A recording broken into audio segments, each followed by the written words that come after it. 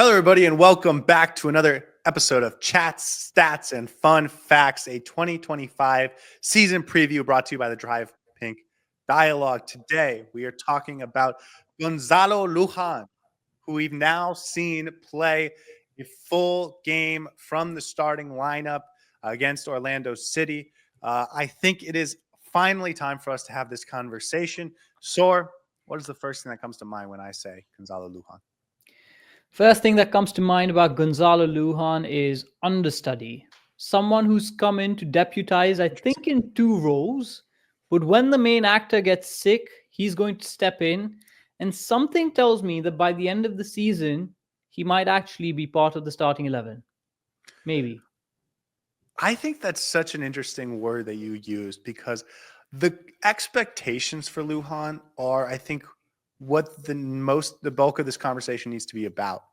And we will have that conversation in a second. Let me get through this because I don't know how important this is, but the stats from 2024, 36 games, 2,531 minutes, 1 assist for San Lorenzo down in Argentina. That is partially Argentine games, Copa Argentine games. I think he played some continental games in there as well. My fun fact for him, and we'll start with this. He played 15 games for the Argentine Olympic team, the Argentine under-23 team, under head coach Javier Mascherano. So Javier Mascherano knows this player. He likes this player enough to think he should be part of his future. He clearly sees a role for him on this team.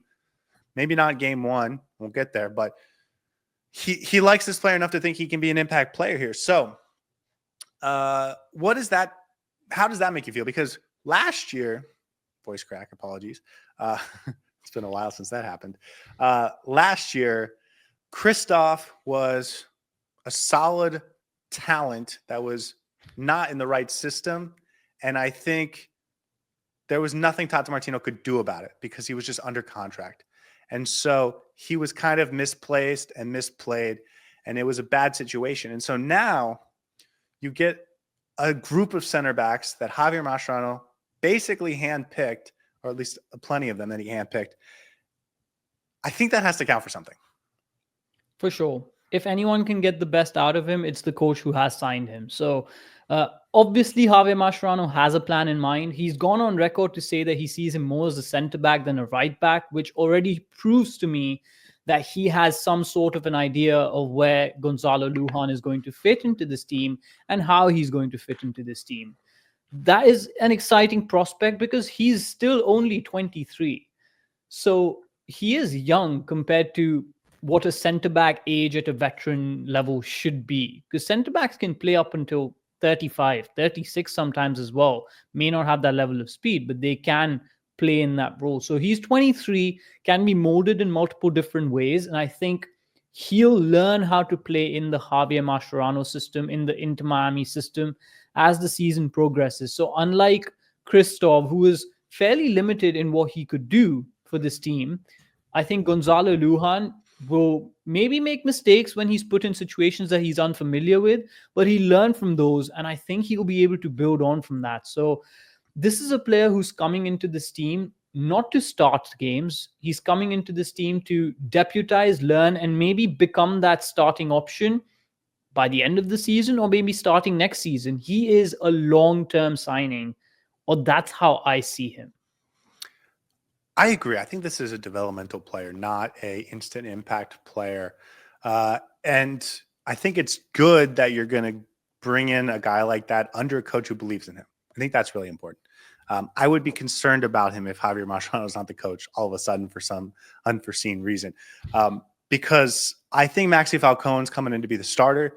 I think Toto Aviles, having played here for 3 years or going into his third year, is going to be ahead of him on the depth chart. And then I think there's a wide range of options that are also going to be available at that center back spot that are all very competitive. David Martinez, Noah Allen, Ian Frey, Ryan Saylor, Busquets, if you need to move him back there. We've seen he can do that comfortably. So I'm not sure Gonzalo Lujan's coming in to play a significant role, but there's also going to be a lot of minutes for players like Gonzalo Lujan. So we're going to see him a significant amount this year. I expect to see him similar to what we saw from Kramaski last year or Robert Taylor or Leo Campana. 1,500 minutes, I think, is a reasonable expectation, but it's not going to be in the biggest moments. And so for a young center back, who we have this conversation a lot, that is, I think, a really healthy way to grow into a new league in a new country and to a new team so that he can sort of jump up and be a better player moving forward. And if he's better than that, that would be awesome. Absolutely. And I think you said something really well. We need to temper expectations about who he is as a player. He's not an instant impact signing. He's not a Fafa Pico who's going to come in and you get excited about immediately because you've seen what he's made of. He's not a Telasco Segovia who's been touted as one of the best talents of the South American generation, of the up and coming South American players. He's not Federico Redondo who's been signed in a big contract and we've paid a big money move to bring him in. This is a player that we brought in to fulfill a role for this team at this point in time. So the expectations need to be tempered. And I wouldn't say lower necessarily, but his role is different. So it needs to be different from him. So if he doesn't have a good game, that's fine. I think he'll build into it. And we just need to make sure when we evaluate him, it's from that lens rather than, oh, why isn't he playing phenomenally well, making those line-breaking passes, putting in those great tackles from the get-go, basically? Yeah, my understanding from his time at San Lorenzo in 2024 is that he mostly played as either a right back in a back four or as a center back in a back three. So Inter Miami going into a system where it feels like Javier Mascherano is going to want to play with the back four a lot, and he sees Lujan as more of a center back. That's going to be a new experience for Lujan. And so again, we're just talking about tempering expectations and making sure that we don't get over our skis because he is a young foreign import. And generally over the last couple of years, when we've brought in a young foreign import, it has been a guy as a U22 who's coming in to have a starting role and be a big impact player. And we've seen that, Diego Gomez, Leo Campana, and we've seen guys that have had that expectation, Todavilas, Federico Redondo, Telasco Segovia. I don't think Lujan fits the same category. And so I just want everyone to be on the same page there. Absolutely. That doesn't mean that he's not going to be a really interesting signing. Now, when we signed him, or going back into the beginning of the offseason, I thought they definitely needed another right back to compete with Chelo Wigan, or even just to back up Chelo Wigan. And I thought they needed two center backs. And I think Gonzalo Lujan solved both problems for them because he can do both in one player.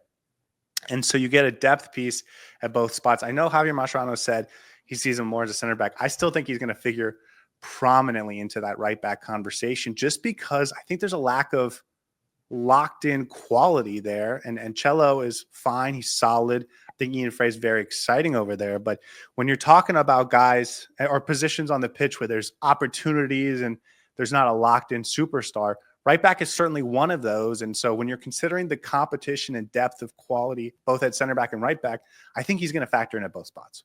Yeah. And I think he has more of a center back build. So maybe I agree with Javier Mascherano. He's a little bit, I don't know if he's a little small. Yeah, he's tall. Small, but like he like reminds me 5'10", a little 5'11". bit of Ian Frey in terms of his build. Like he's not strongly built to make those darting runs down the flanks and go up and down. Like he's not a traditional Luke Shaw or Kyle Walker-esque sort of or Reece James sort of a fullback. So I don't think he's a natural right back in his position.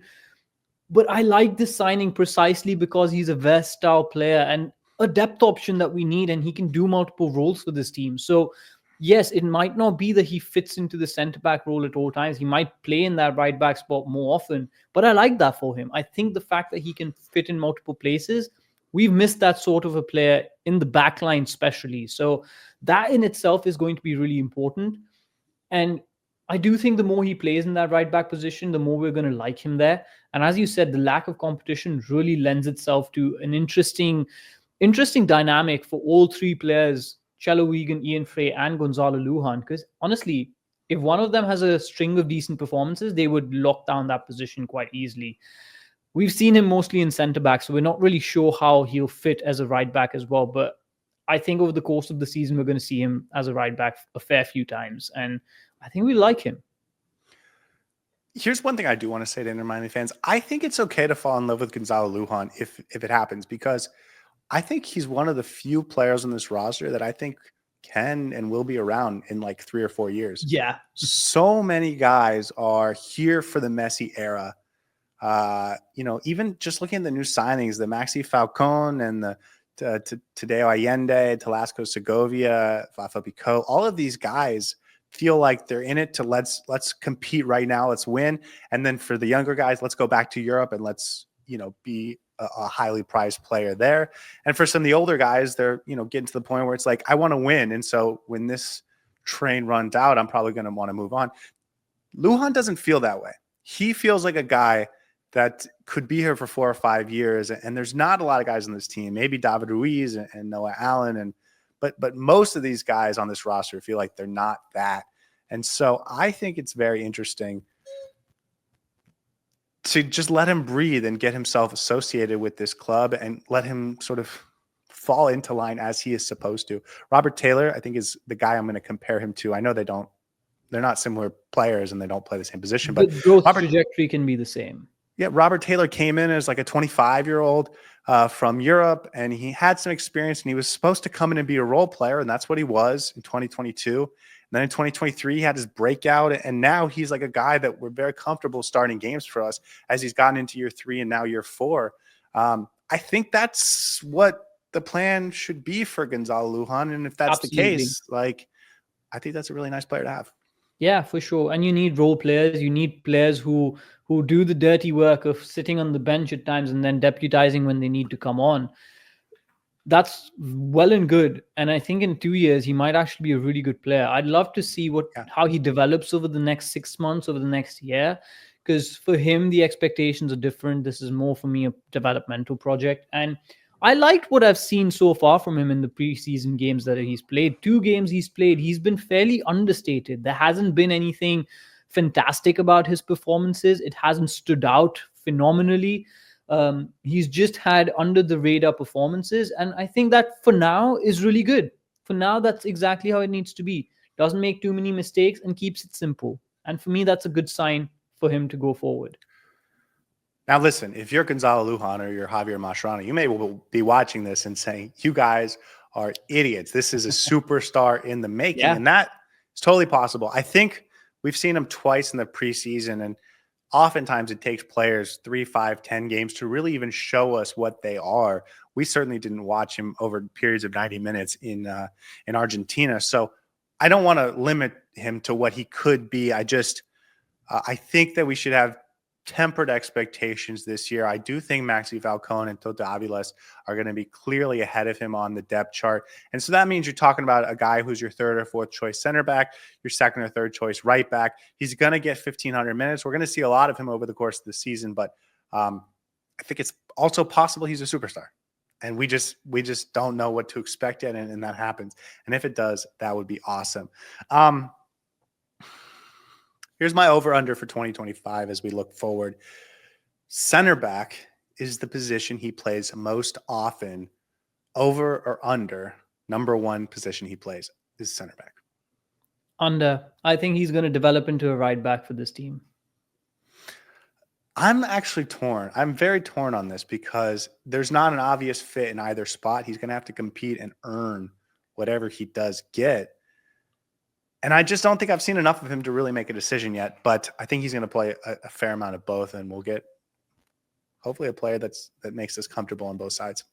I think it's going to be a case of where can he more quickly make a name for himself. And I feel like right back has, I don't want to say less competition, but it might be easier for him to displace Chelo Wigan than Aviles and then Ian Frey in that right center back role. So I think he's going to eventually become our first choice right back. I may be completely wrong. You're absolutely right. We haven't seen enough of him in either of those positions to make a judgment, but I'm going to go with under on the center back. So we'll see. All right. Saur, final predictions for 2025. Any hot takes for Gonzalo Lujan before we just kind of enjoy this season and what he can bring to the table as we get to know him more over the next couple of months? Gonzalo Lujan will not be our favorite signing from the offseason, but he'll be a very important signing from the offseason. He's a depth piece that we brought in to deputize in 2 different positions. And as the season goes on, we'll realize exactly how important he is and how important his versatility is, because anything can happen throughout the season. Injuries, And anything will happen. fatigue, and anything will happen. So he's going to be a very important player for us. And I hope that after 6 months, we realize his true value when we do something like this again about him. Awesome. Okay, guys, thank you so much for watching. Have a wonderful day. And as always, we will see you in the next one. Hey everybody, thanks for tuning in. Do us a favor and hit that like and subscribe button. Since our first viewer, sharing this with you all has been the very best part. So from the beginning until the end, thank you for being a part of this and have a wonderful day.